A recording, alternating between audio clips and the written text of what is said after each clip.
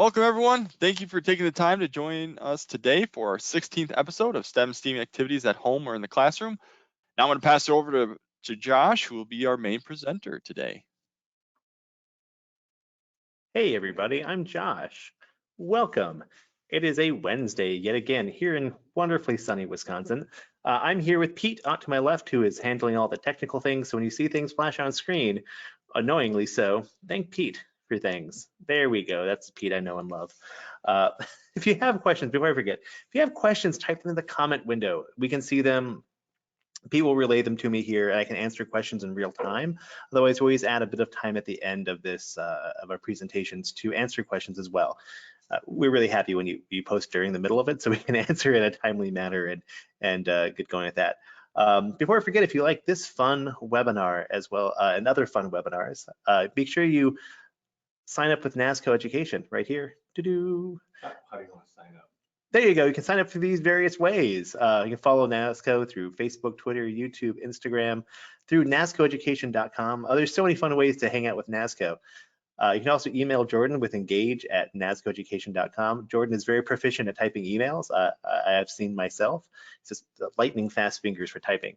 So ask him tons of questions via email, just like, how's the weather? What's new? Did the birds come back? Because it's cold in Wisconsin. So there we go. Everything we'll be showing you here today are things that you can purchase from nasco.com. Talk to them about this and many other fun things that we do. And we'll be back again next week and many, many, many other weeks here with NASCO Education doing so many fun things. But today we're going to be talking about our really cool Lego-based circuitry stuff, which is really great for especially summer camps, in-classroom stuff or summer camps, and even remote learning summer camps. And we've been talking to a lot of teachers lately about how to implement like week-long or multi-week-long distance learning camps. And this is a really easy way to do a bunch of different activities from one set of materials that are easy to troubleshoot remotely, easy to implement remotely, and offer a wide variety of activities from one batch of materials at a price point that isn't going to break your bank. So we're going to switch to our wonderful overhead camera. Ta-da! I have to make sure I keep things in the middle of this frame because it's a 4x3 window, but my screen here is a different aspect ratio. So we have our Lego-based stuff. This is our Crazy Circuits system that we put together. It's our own proprietary Lego-based electronic system. Essentially, we're making circuits on Lego, making circuit boards using some very common components. This is one of the example kits. This is our starter set. We do a lot of these for summer camps through NASCO and other places. And these are really handy because you've got a nice little organizer, you've got information card setups. And we even go so far as to give you on the bottom here, which is always tough to get out the first time, there we go, a Lego base plate so kids can do work on. But we try to give a wide variety of electronics components to then make circuits and projects. Batteries are included, wonderful little organizer to keep things together. And it's a nice, simple starter set. We have even bigger ones you can do programming with and other high-end stuff. And I'll show you some of the a little bit later. But this is our example kit. I'm not going to take this apart. This is our demo I stole from our warehouse. So we always can check on things, but crazy circuits. Yeah, that's our fun system. We have tons and tons of projects. We have curriculum. We even have some classroom sets if you want to do some more curriculum-based teaching. The classroom set has a bunch of small classroom boxes. You could then disperse those out to, say, students remotely or in person if you're at a camp. And then follow those lessons, which we have videos and other fun stuff for. Student activity pages, curriculum. We're actually in the middle of doing video production right now in our wonderful new warehouse and studio. So that's gonna be fun. I'm gonna put this aside. So we have a bunch of different options for stuff, depending on what you're looking for. And it's a nice little all-in-one kind of thing for this one here, retails for $50. And those classroom sets are about-ish that much per student box as well. For the larger amounts, but it's a nice thing to send out. So we're gonna make a couple activities with this to show some basic circuitry things and how you might wanna say do this as opposed to say paper circuits or just the old school alligator clip approach. So we're gonna put this off to the side. We're gonna grab a couple parts, some of my favorite parts. We're gonna grab a battery holder, coin cell battery holder. We're gonna grab a red LED right here. And we're gonna grab some of our awesome nylon conductive tape. This is our 1/8" tape, which works really great with Lego. If you haven't heard this before from me, if you have, I'm sorry, but nylon conductive tape is way better than copper foil tape. Pete, how do you feel about copper foil? Oh. Where's your thing? There it is. He worked so hard on that copper foil, which we've all used in our classrooms before. The downside of copper foil is it's very weak. If you sneeze at it, it'll break in half, which is not great for small hands and doing projects. Nylon tape is literally nylon fabric tape. It's a ribbon, nylon ribbon, which is very strong. It's also conductive on top and bottom, and you can do a lot of very complicated things with it, especially in a Lego environment. And we frequently use this for paper circuits activities and even wearable activities on fabric. Here's a demo I have out to the side. But it works very, very well in Lego with our 1/8 inch, because this is exactly the width of a Lego stud, or between the Lego studs. You want to get really, really fancy, do a multi-layer circuit board, you totally can with this. So you got our customers done some really crazy over the top complicated stuff on Lego. Now I like Lego because circuit boards are something kids see and use, but looks very fancy. Circuit boards aren't fancy. It's little bits of copper on top of a piece of fiberglass. We're doing the same thing. By the way, too, Pete, what does PCB stand for? That is a printed circuit board. Printed circuit board. So I like to call them plastic circuit boards because Lego, yes. And I should say any brick-based environment. So if you're a Mega Blocks person, good for you. You can use this on that. So our parts just pop on. They just fit loosely on top. The tape makes a very nice pressure fit on these, so there's a strong electrical connection. And the big thing for us is that we're not just attaching things with, say, magnets or some magical connection. We actually have the kids make an actual circuit on here, starting at a part, point A to point B, and stopping, like you would on a real circuit board, going from point A to point B, or any electrical circuit. So the kids actually have to understand what they're doing and put things together in a logical format. Otherwise, things won't work. You can't just magically put tape down and magically drop things on top. Now, you have to be logical, you have to know how things work, and it's a great parallel between a circuit diagram and a printed circuit board, because we're going to do the exact same thing on here. I frequently, when I've done trade shows and demos, I've had an actual like printed circuit board we've made, a little like fancy looking little circuit board, but it's the exact same thing as the demo I have next to it, which is just the Lego version, and it's the same kind of components, the same overall layout. It looks very, very similar, just one is factory made and one is made on Lego with tape. So we're gonna make a couple of very quick little projects to show you how easy this thing is to use. Now in our kits, we have lots of fun little direction cards here to show you how things go together for LEDs and other components that we use, just so kids can get things going. So we're gonna make a very simple version of just actually I don't have a push button, we're just gonna connect things directly. Battery holder, one of these guys. Now all of our parts are color coordinated, so that you can tell what kind of parts at a glance if you don't know what they are. And we also have things that are these little white areas. Anything that has a white, any hole that has a white hole around it there is a negative terminal. So we can go negative, negative, positive, positive, make things light up. We're gonna do that very quickly here. Now our big goal behind this, when we put this together, was to make something that was very modular, very true to life for students, and had very real, useful, real world connections. Also make it very affordable, because when I was a classroom teacher, I could not afford most of the really cool things I saw out there. I would look and say the Nasco catalog, for instance, like, wow, there's some really cool stuff. Not Nasco's fault, just the MSRP of them. And be like, wow, I wish I could afford that. I had no money in my classroom. So we designed this, we wanted to make sure that it was very affordable and very high interest. And so that's what we went with Lego. So I'm just putting my part down here and put a little notch in there too, just to make things connect just a little bit easier. But we start at point A and we end at point B, here to here. Part just goes down on top, yay. Well, if I don't flick it off, there we go. And this part will go down here, yay. I've now made my positive connection. Thumbs up, pretty simple. I have to go from here to here, which means I have to kind of make a little right angle turn or make a zigzag at some point, doesn't matter. So I'm gonna do that with another piece of tape and then just do a little fold with my tape because it's nylon and it can easily fold. Pete over there, Pete doesn't like to do little 90-degree folds. He doesn't have that fun teacher skill of making right angle 90-degree folds in paper that I picked up when I was a middle school teacher. He just usually stops, cuts, and then overlaps, which is perfectly valid way of doing things because the tape is conductive on top and bottom. So our tape has this little backing on there. Just make it nice to when you give it to kids so that it you can cut off pieces and give it to them. I'm just gonna kind of put this down, yay. And to make sure my connection's fine, I just push him down, yay. Going over, going over, going over. I want to end right here or right here, either way is fine. So I'm just gonna do a little right angle turn like so. And I'm gonna just trim, yay. And now this should, unless I mess things up horribly, ta-da, light up. I made a very simple circuit. Oh, cool beans. Oh my gosh. He did say he was going to make a cool beans graphic because I say cool beans a lot. And there they are. I am very surprised at the cool beans. This is our working environment. Next, I think I have to make them like little animated, like just to like back and forth. Kind of. We'll work on that later. So this is it. This is a very simple circuit. Light things to light up. You can put a push button in the middle of here, which comes in most of our kits. It's very simple. Push button on and off to see a switch. You have a gap there. Switch goes in the middle. Yay. So that's very simple. Now, one of the ones I like to do as a circuit in general is a light switch circuit. Use basically, we call this the stoplight circuit because you can flip it back and forth and you get the red and the green. I'm gonna grab the red and the green, which I can totally see because I'm colorblind. And we're gonna put things on the side. Oh, by the way, too, you're like, oh no, there's tape on here, Josh. What do you do? Well, you can peel the tape off.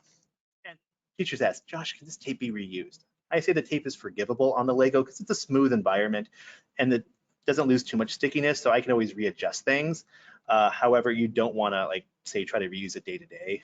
The tape is extremely inexpensive to use, and you can use a little batch of tape for one lesson and then throw it away. But it's great stuff. This tape is so good, and because it's nylon, it peels off really easily. Copper foil will stay on there forever. I know I've tried to peel copper foil off of Lego with an X-Acto knife. It's not easy. I'll grab this guy right here. So we're gonna make this really easy little stoplight circuit using a little slide switch right here. Goes back and forth, and 2 LEDs and our little battery holder here. And this is a little more complicated circuit. Try to get this out of my little face bubble down here. It's a little bit more complicated of a circuit. However, it's still pretty easy. We have our positive energy coming from this side here to the center of our switch. Now, depending on where the switch is, it's going to kick power one way or the other. We want to go to the positive of our LEDs, the black side. Now, we want to make sure all the negatives are connected together in our circuit. So we go from this negative to this LED right here, and then from the other side up and over. Exactly the same way you'd see this kind of circuit put together on a circuit board if you made this out that way. Or if you made this in, like, say, a paper circuits environment. Do we have a switch like this for paper circuits, Pete? Ooh, I bet one of our, like, we do with the paperclip switch, we did it. Oh, paperclip switch. We've done that with a paperclip switch before. Yeah, using a paperclip and a brass brad, which is really easy to do. You can do that as well, just a brass brad and then just move the paperclip back and forth. You can, again, make this out of paper or on cardboard really simply. This is a little bit more real. And then the kids can turn this in when they're done. So we're gonna make this up quickly before we chat all day and run out of time. Sorry, my allergies are kicking in back here today. I blame Wisconsin for being way too awesome. I'm gonna start down here a little bit. There we go, in the middle. I'm gonna go here. I'm gonna go a couple spaces over so I can drop that little slide switch. Slide switch is fun. It's nice and kinesthetic. Are you taking photos of me doing this, Pete? No, I have an example of paper version. Oh, okay. I hear all the sound effects from the computer Pete is using over here. It's pretty similar right there. So, oh, yep, there's a little brass brad. You can move that paper clip back and forth, and it works really easily. That's just a little brass brad. There's some directions that we put together a while ago as an example. So I can start here. Yay. Again, I'm starting from one point on here, like you would a battery pack, going to a center hole here. Ta-da. Yay. I'm going to come on over from here, just a couple spots over. And can I do enough space on this guy? No, it's not big enough. We try to reuse tape, a little bits of tape when I can. I'm just going to cut a little strip here, and I go to that spot. Actually, I'll make life really easy and cut 2 of equal length for myself. You're probably wondering, like, Josh, these are really, really, really simple. What about my middle school kids or my high school kids who don't want to put tape on Lego? I said, well, hey, we could also do some really cool things with microbit and Arduino in this environment, which then makes things really nice because it eliminates the need for using one of those little plastic breadboards, which I tend to love to hate, like whether really handy for like quick and simple adult level projects. Sorry, this tape is not coming off for me here. They're really obnoxious in a classroom environment for doing troubleshooting because you have little wires going everywhere. And sometimes the really cheap ones, I know I've used really cheap ones before, don't make a good connection. Then you end up in a situation like, oh shoot, are things connected or aren't they? Well, you may never know with how bad some of those are. So I should probably trim that up a bit. So this makes it really easy, especially for Arduino level projects or microbit projects, to do some bigger, better things and still make things really kind of interesting because we're using Lego for it. And we're going to start here again and go over to there. I'm going to have to trim this guy too. Now in our starter set, we do include a little guy called the blink fade board. This guy here, he's pre-programmed to do two things, blink and fade at different rates. So that way we can do some little effects and use a pre-programmed board to do some fun things for younger students who want to say, oh, I want to do programming or add, like, again, blinking lights, something our big demo for that at events or on our website has always been a little ambulance that we put together, because the ambulance have little lights that go back and forth. Ta-da, I have now secured this in place. Now I've got to connect, let's see here, I'll go from, let's say here all the way over to here. Yay, we'll do that. Connect my negative.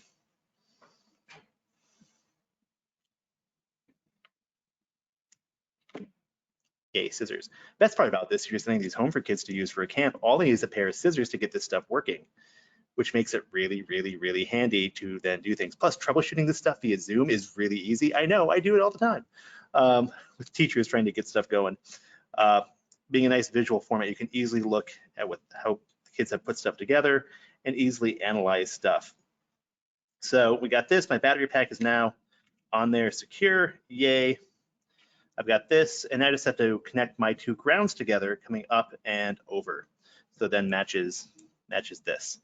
So I'll just cut off a bigger than needed piece because I'm not going to measure that out. Oh, perfect, we're good on time. We've done some very complicated stuff with this environment. And another big thing about this is too, that's very much reusable. You don't worry about parts getting destroyed between projects. Taking things on and off is very easy. Things just easily pop off. They're pressure fit on, so there's a little bit of connection to them, so they won't just fall off when you move the board around. However, it's not so much that it isn't particularly easy to get off either, or to peel off again. So we're going to come over here. I'm just going to do an overly wide jaunt around this thing.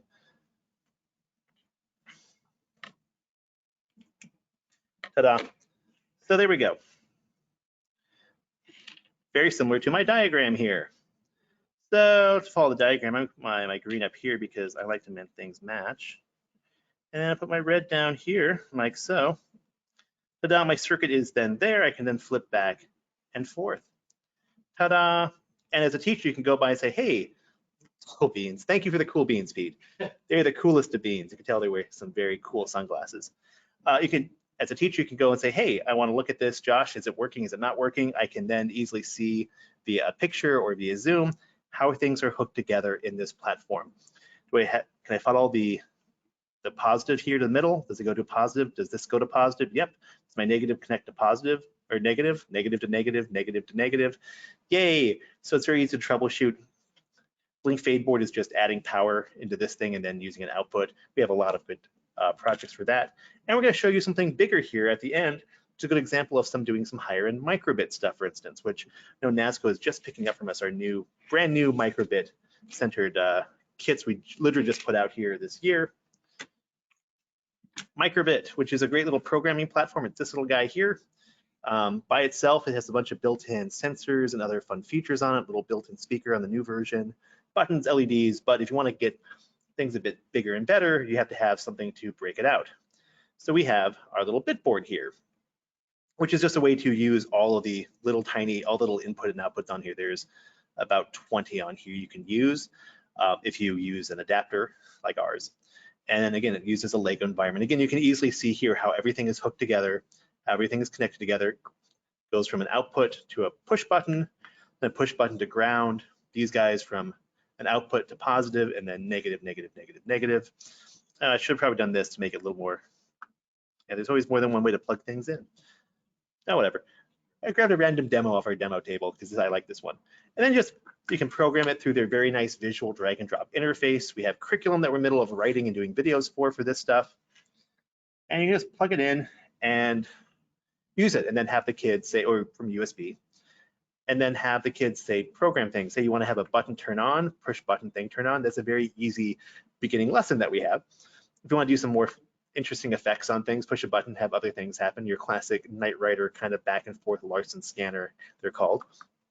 You can do that as well. And again, a very simple, very circuit boardy environment. You can also add in servos and other sensors as well, which we do with our classroom set with this. I don't have anything else over here actually, but you can do a lot of fun stuff with a microbit environment. And right now we're playing, Pete was actually writing some lessons on using capacitive touch. They have a really cool thing. Instead of pushing a button, you can use the same kind of technology that's in your cell phone that when you touch something, it sees it happen to activate some spots on. They're using conductive paint or tape to make that happen in a project. So instead of pushing a button to complete the circuit aspect, like you might find in some other activities, you just touch a spot and it sees it as a button press, which is really kind of cool, that state of change. But this, again, is not very difficult to implement remotely.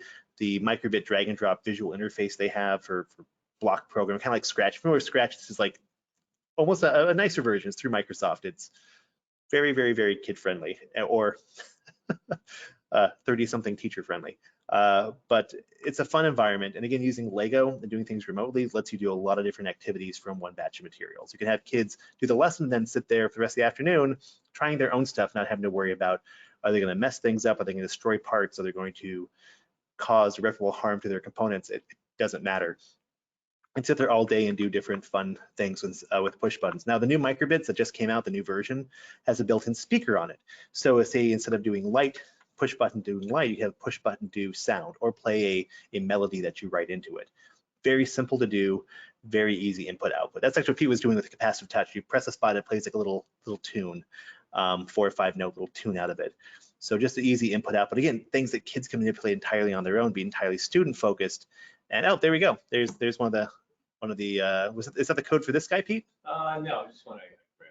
No. Block-based program.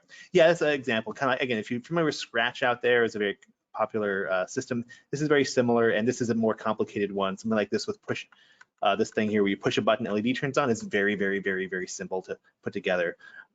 Once the kids do that, okay, push button, let's do sound instead, or push button, let's have this thing blink. Again, let them play, let them understand, let them learn, and let them go further than what you're just doing in your lesson, because that's more fun for everybody. They get more experience, they get more enthusiasm, they get more motivation to try more things. So yeah, microbit's a great little platform. This is our Bitboard kit that Nasco is just picking up on these, but it'd be great for summer camp or remote learning if you want to say do a week or two worth of activities from one batch of stuff, which I know is something a lot of people are looking forward to. Or again, classroom stuff next fall if you need to, because we'll have tons and tons of curriculum by then because we're halfway through writing it.